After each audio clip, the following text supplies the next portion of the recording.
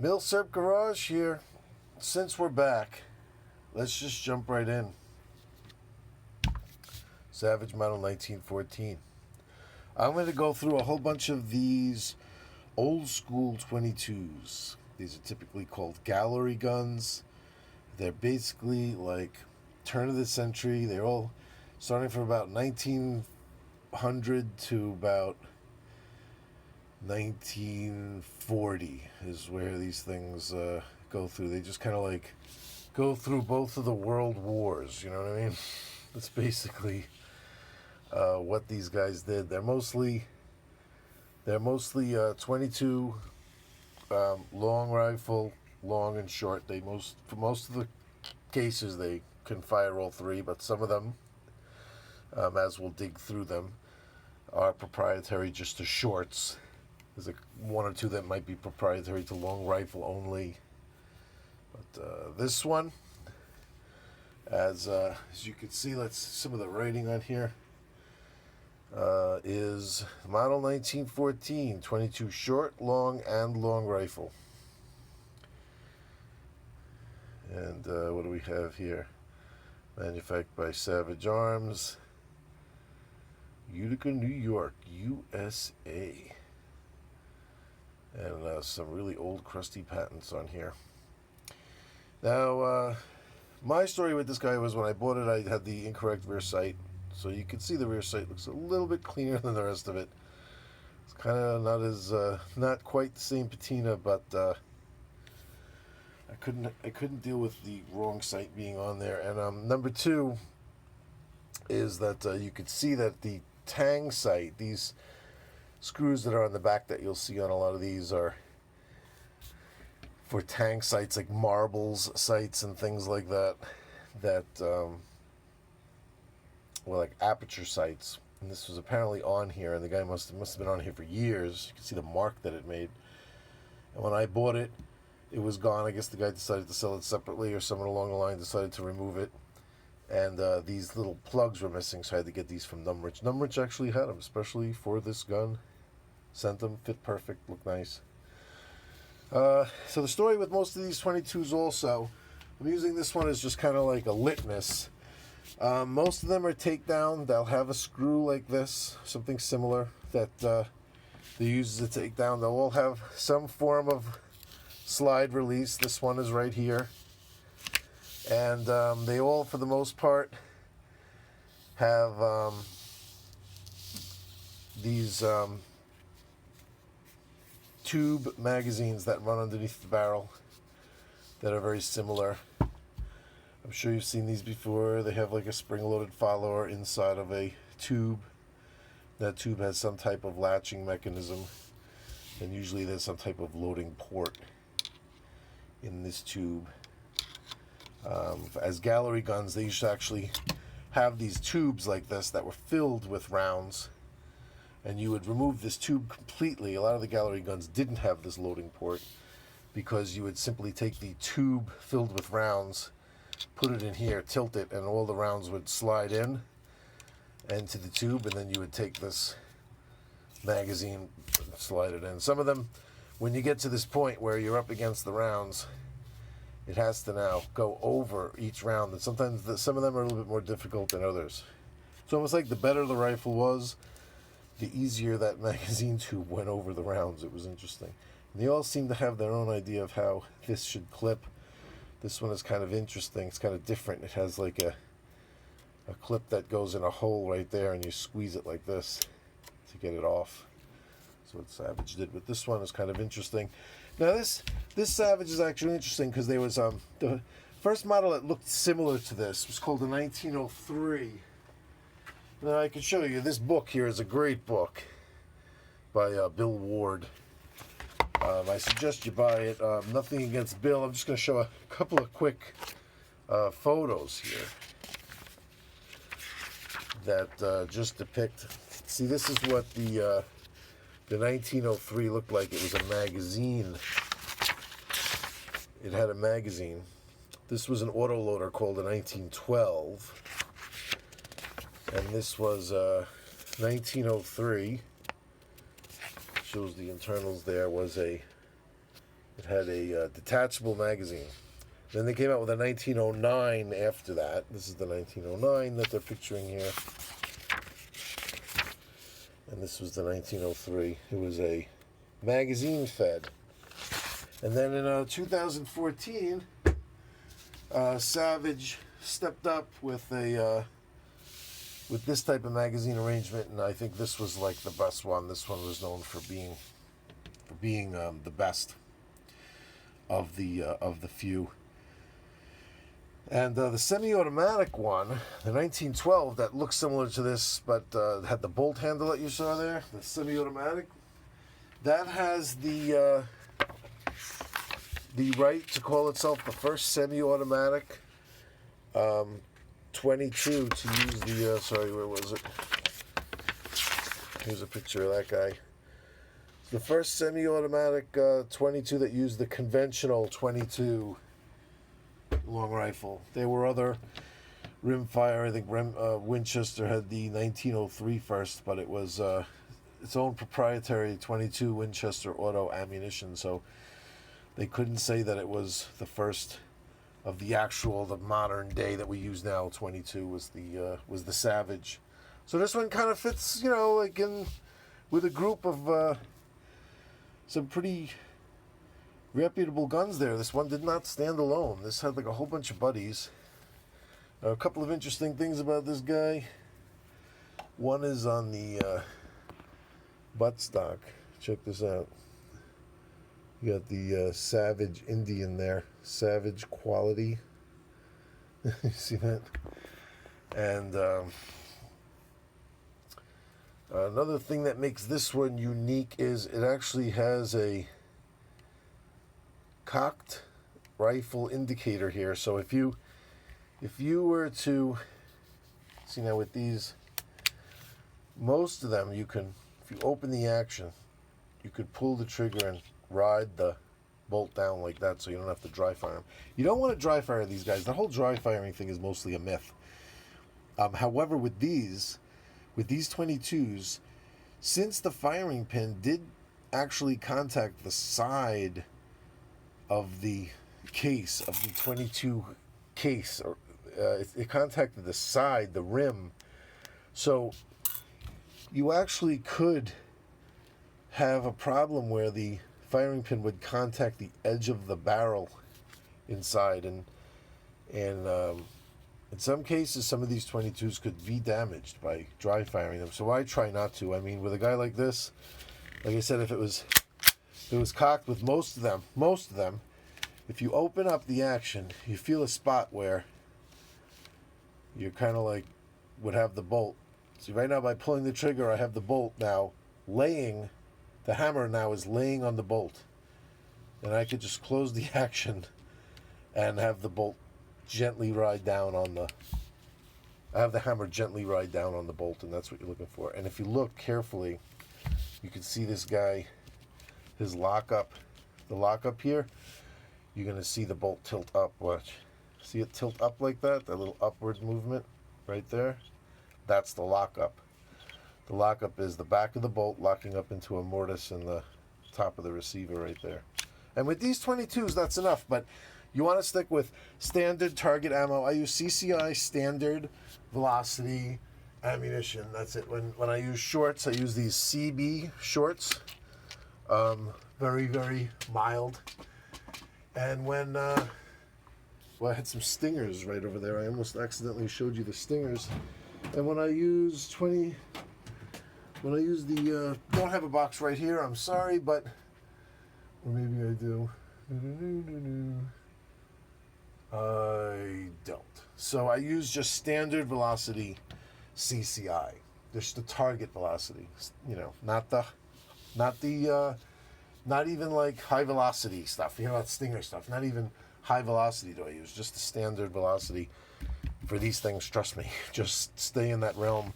And then you can see when it's uncocked, this little nipple sticks up there. See? It's to tell you by feeling that. That's the safety too, by the way. You could also, you actually can't click it when it's not cocked, but there'll be a raised nipple right there to let you know. And it's sharp too, because I think I just cut my finger on it. That's a pretty sharp I'm not loaded thing. Now, cocking it will remove that and allow, it actually says safe. I love that. Yep. And yeah, what else do we got here? Oh, of course, the takedown feature. Most of them have a thumb screw. And this one seemed to come all the way off. I don't know if it's supposed to. A lot of them they don't. They have a capture part where they don't. And there's the separation. As you see, I went a little liberal with the grease on this guy. This one has a lot of moving and sliding parts. Had this this extractor right here. Wow. Kind of upset that I just took this one apart, because I think this was the one that was really hard to put back together. And there's a serial number here and a serial number on this side that match, so it's kind of cool knowing that these were at least the right halves. And look at that, how interesting. There's this like a, I know it looks all messy with grease, I'm sorry, but there's like a little flapper right here. Man, these things were interesting. These fed really well. I remember from playing with it and firing it. Let's see if let's try it this way actually. Let's see if I could be lucky with it going back together. Very easy for me.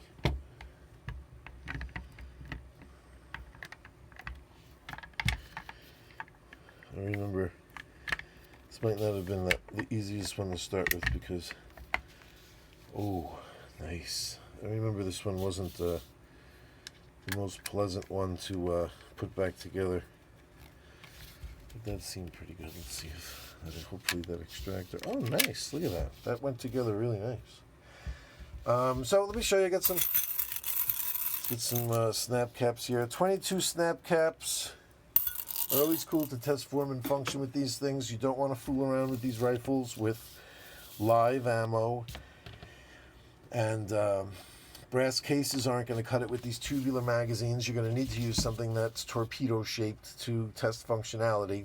But you definitely do not want to fool around with live rimfire ammo with these.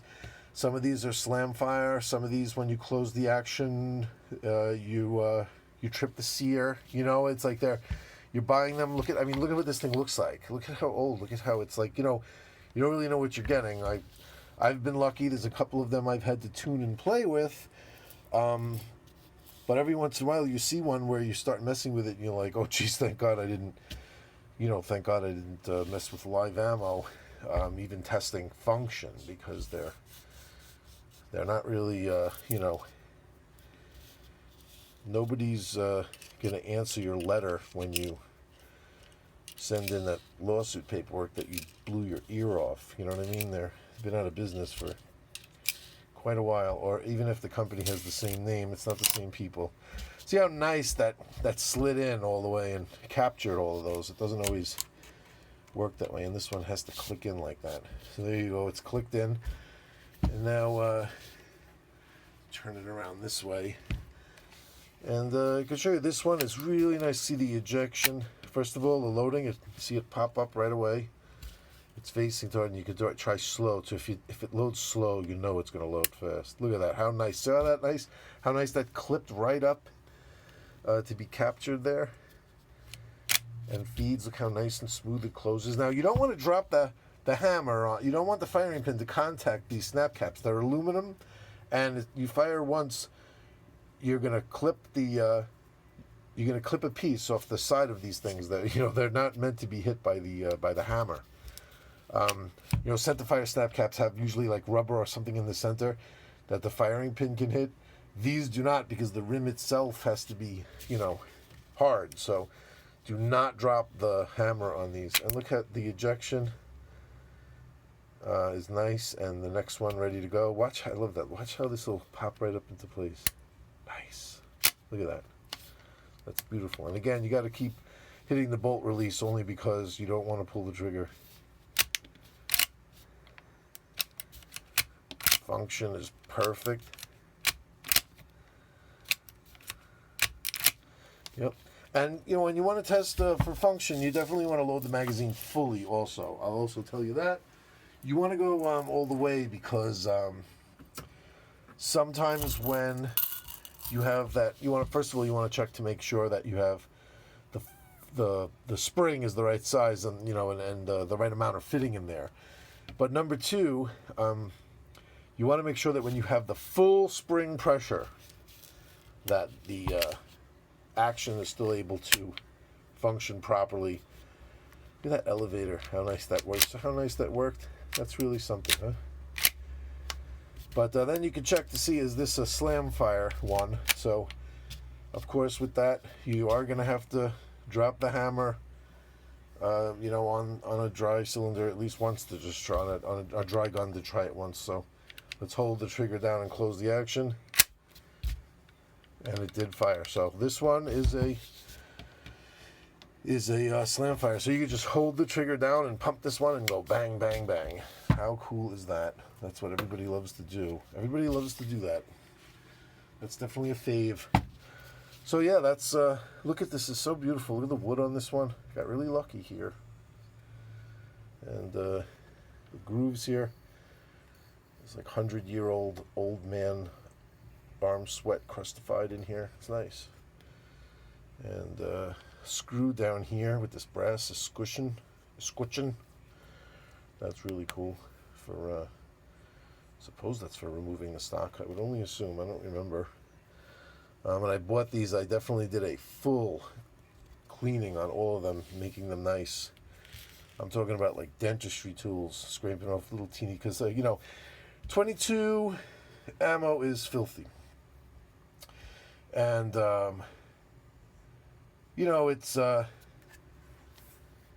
it's one of those things, especially the older ammo is like even worse. So these things, when you get them, they can be kind of crusty inside. But once you clean them and you shoot just CCI stuff out of them, you're not really going to have much of a problem. And the forearm wood is also gorgeous. People have a problem with losing these screws. You don't want to go too crazy with tightening them, and I wouldn't Loctite them in, just only because a lot of times you have to remove those for disassembly, and then if you Loctite them in, there could be other problems with trying to get a red Loctite is no joke. And the blue stuff is half a joke. And it's like you can be cracking and bending and busting stuff trying to get those things out if you ever need to. I would just do like a nice snug turn on them and just keep your eyes open. That's all. I mean, just keep your eyes open with them. That's all. Watch them. And the bore, does that look like that was relined? Take a close look at that right here. That does look like that was relined. It's looking to me like a relined barrel right there. You see that? How it looks like there's a ring there. I'm not sure if that's how... Come on, focus for me, damn it. I don't know if that's how Savage did it, but the rifling sure looks beautiful. And this thing is accurate. I mean, deadly accurate. The front sight's like dovetailed in there like that, flat. Isn't that beautiful? You gotta love these things. So this is how I decided to set up a camera. Totally out of focus and whacked. But I don't know if this will work for me. I don't know. But there you go. You want to just move right into a second one? Should we do like 2 in 1 video? Well, no, because then what do I title it? I'll be back. I'll come back and do it. You know what? I like doing these 22s. I have a whole bunch of these. We'll take a little step out of the military surplus thing. And we'll just move in weird directions, wherever it takes us. If this first video I want to sit down after being back for a while and do is on a one of these beautiful old 22s, so be it. We'll just move in this direction. We'll do a bunch of these.